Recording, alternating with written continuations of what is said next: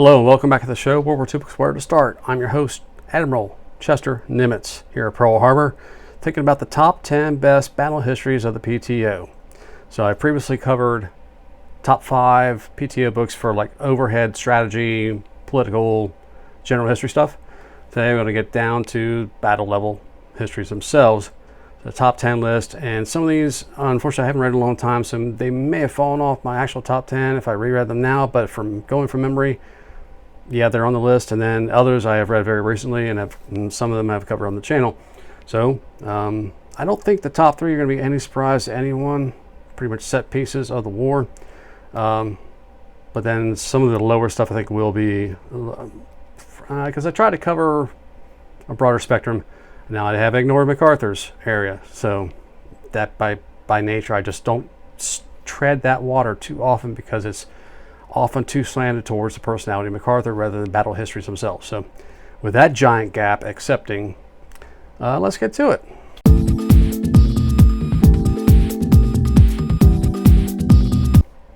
And this is a little bit contentious too, because it's as much a social condemnation or historical condemnation as much as it is history, and there wasn't actually, the battle there was kind of wrapped up pretty quick, but the aftermath was horrendous.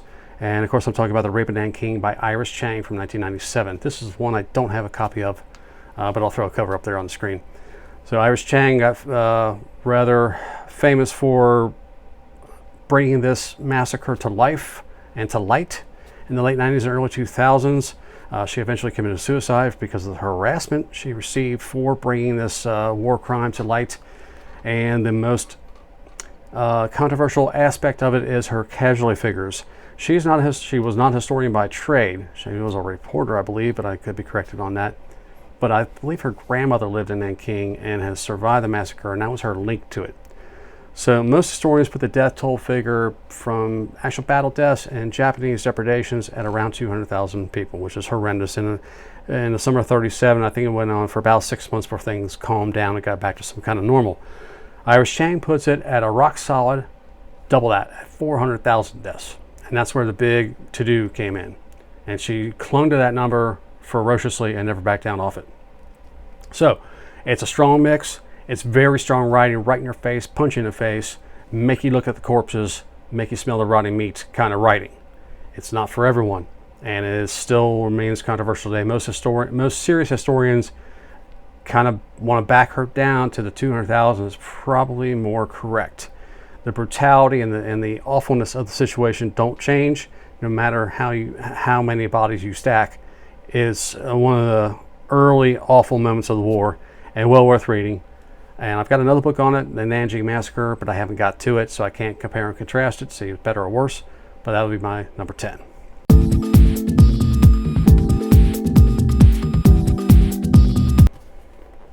The Ghost Mountain Boys by James Campbell. And this is from 2007. Now, I just said I wasn't going to dip into MacArthur area at all, but I lied. Ghost Mountain Boys.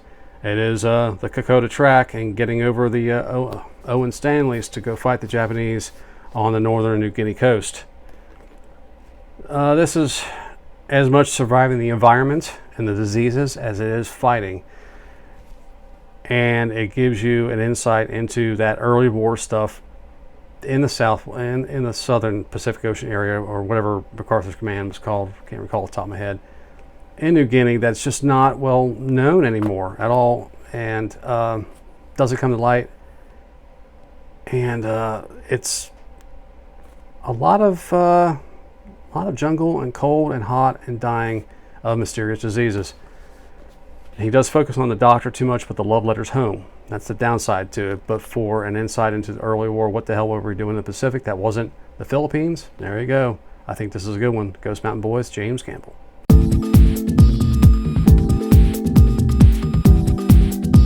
Another early war, Rising Sun, Falling Skies by Jeffrey Cox. And this is from 2014. I've previously covered this one as being very good. His follow-on volume in Guadalcanal I did not enjoy at all because of the repetition and redundancy. But this is a good intro to early war disasters in the Java Sea and the campaign. Lots of little stuff mentioned, especially about the Langley and the small destroyers that went off and got sunk or disappear from sight. All the little stuff, as well as the aerial stuff over Java and whatnot. It's very good for being a non-pro historian. This guy's really good at describing what the early war milieu was like for the American forces as they struggled to survive. Rising sun, falling skies.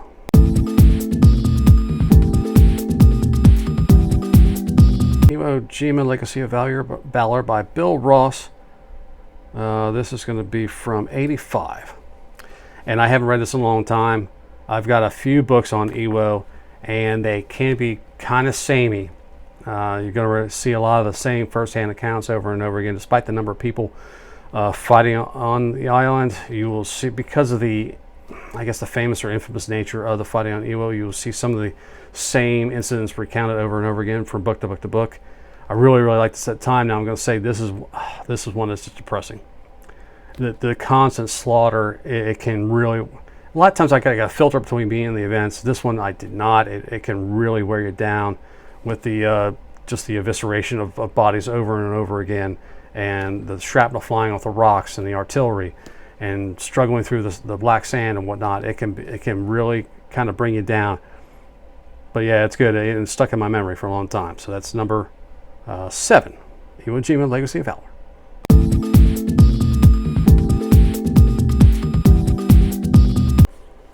Target. Oh God, Target Tokyo. There, James Scott. This is from I think 2016ish. I actually didn't write it down. Somewhere in the teens, I believe. Doolittle Raid. There's, of course, the famous 30 Seconds Over Tokyo from Ted Lawson. That's a memoir of the event itself. This is a broader perspective.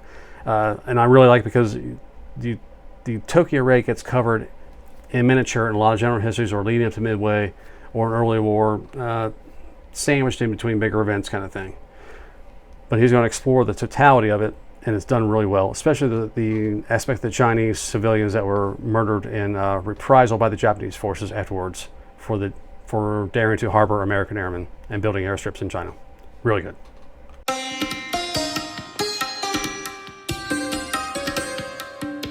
And here's our first real whopper. Guadalcanal by Richard Frank. This is from 1990. Richard Frank is a slow producer of books. He's got this Pacific trilogy he's doing now. And man, he's just slow putting the stuff out. But I guess it's worth the wait because he is very good. Guadalcanal, this is the entire campaign about the island, air, land, and sea. Everything exhaustively done. The stuff on land did wear me out. Individual platoons maneuvering in the jungle, and rounds of ammunition the Japanese are carrying, expendable mortars, and a lot of inset maps about maneuvers around, topical features and trying to get to Henderson Field. The land stuff really does wear on me, and just kind of it's a bit of a slog for me. I'm not too attuned to that kind of rivet counting on land. I'm just not. But the aerial and naval stuff is awesome, and overall fantastic 5-star effort. Guadalcanal, Richard Frank.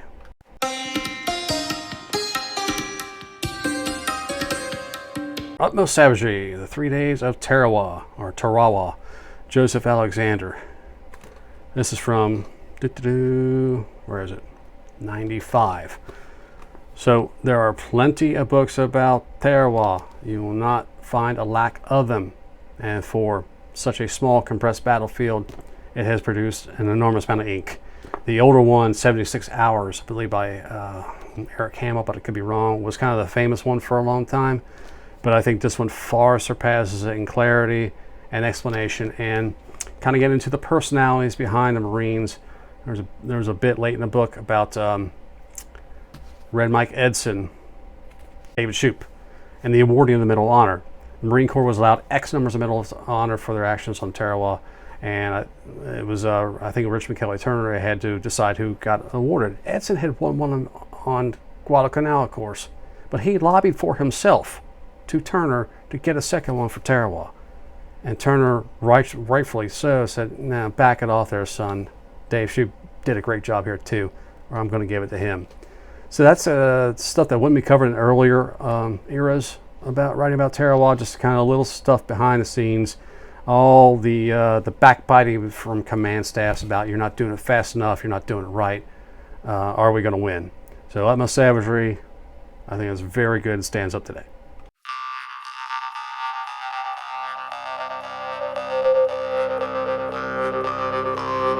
At Dawn We Slept, Untold Story, Pearl Harbor, Gordon Prang, 81. Of course, this is posthumous.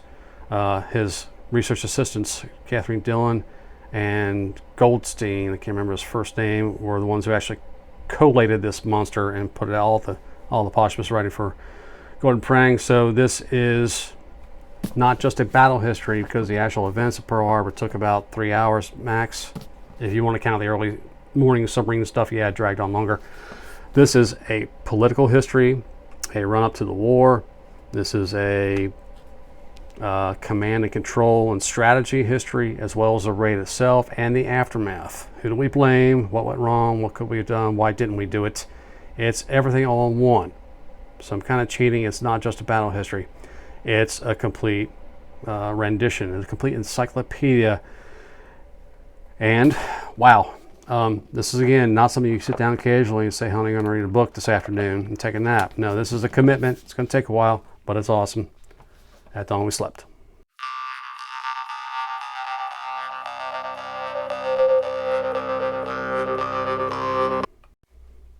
All right, number 2 and number 1. I flip-flopped on this, could decide, but we're going to go with Shattered Sword for number 2, The Untold Story, Battle Midway. Jonathan Parshall and Anthony Tully. This is from 05, and it's a whopper also. It's very technical, and that's why I put a 2 instead of number 1 for general readers who don't want to get into the mechanics of how aircraft carriers launch and recover aircraft, and what a strike package consists of, and why you make a strike package like that. Timings and chart positions, chart tracks, and search patterns, along with plenty of appendices. If you don't want all that, this may not be for you, because it's exhaustive. I love it. Read it 2 or 3 times, and it's the go-to source for Midway. Number 2, Shattered Sword.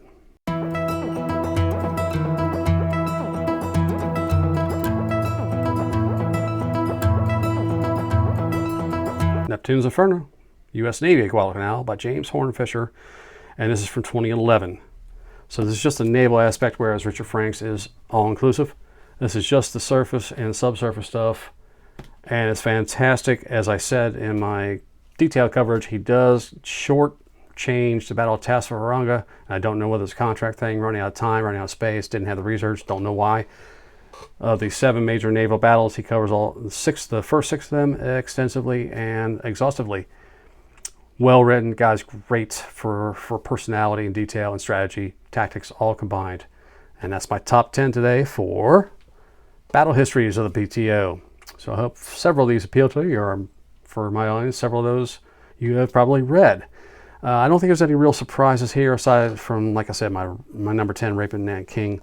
So tell me what's your top 10, or what I screwed up, or what you think should have been included in the list that I didn't cover or don't know about.